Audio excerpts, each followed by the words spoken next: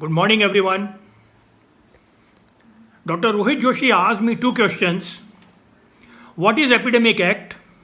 And what do we mean by an act in good faith and how much it can protect us legally in this era of global pandemic? The Epidemic Disease Act 1897 is more than 100-year-old act. It was enacted during bubonic plague in Bombay by British government.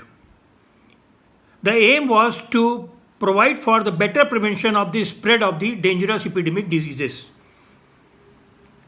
It has been invoked in 2015 in Chandigarh for dengue, 2009 in Pune for swine flu, 2010 in Gujarat for cholera. On 11th of March 2020, central government advised all the state governments and the union territories to invoke this, and all of them have done so. Now, in attempt to understand the act, rather than going into the legal language, let us understand the practical meaning for us. It gives enormous power to the government and the administration to take special measures and prescribe various rules and regulations so as to control the dangerous epidemic act and prevent its spread. This can include checking of the persons, inspection of the person, imposing curfew, enforcing lockdown, shutting up of the schools, malls, cinemas, etc. For medical professionals, it means that they can acquire our professional services. That is number one. And number two, they can acquire our hospitals or nursing homes along with the medical equipments and the medical staff for the same purposes. Now, any person disobeying any rules and regulations made under this act by the authorities shall be deemed to have committed an offence which is punishable under IPC 188.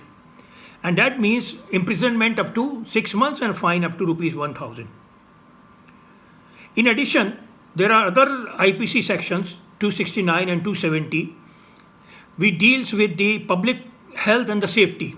So any action caused by anybody which is dangerous as far as the spread of the disease is concerned, and then it is punishable up to 2 years under section 270.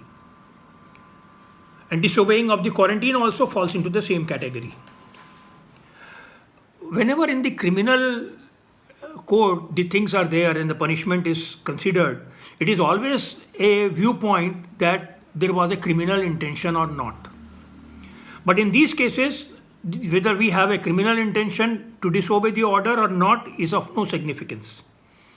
When we can say that we had no idea about this rules and regulation, or whether this action would lead to a spread of the disease and all that, these are no excuses. We have to have the knowledge for the same, that our such action can lead to the spread of the disease and dangerous to the public safety and public health. We should always be aware about all the new rules and regulations that the central or state or the health ministry is giving time to time. As far as the action in good faith is concerned, no suit or any other legal proceeding shall be against any person for anything done or in good faith intended to be done under this act will be punishable. So whatsoever we are doing or we will be doing are all under the government directives or the health ministry directives. Initially they asked us to discourage OPDs, then to stop your OPDs, to stop the routine surgical procedures, and now most of the places they are asking us to start the OPDs as well as the nursing home and the hospitals. So whatever we are doing is under the government directives. So we don't have to fear about anything whatsoever. One self-declaration form from the patient as well as the special COVID consent I am enclosing. I saw it is not drafted by me. I saw it somewhere. I liked it. So I am sharing it. So there is nothing to worry about it. We have always been doing the things or our duties in good faith and with sincerity.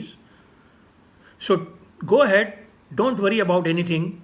Take care of your patients, take care of yourself, take care of your family. I wish you all a very safe and a fearless practice. Thank you.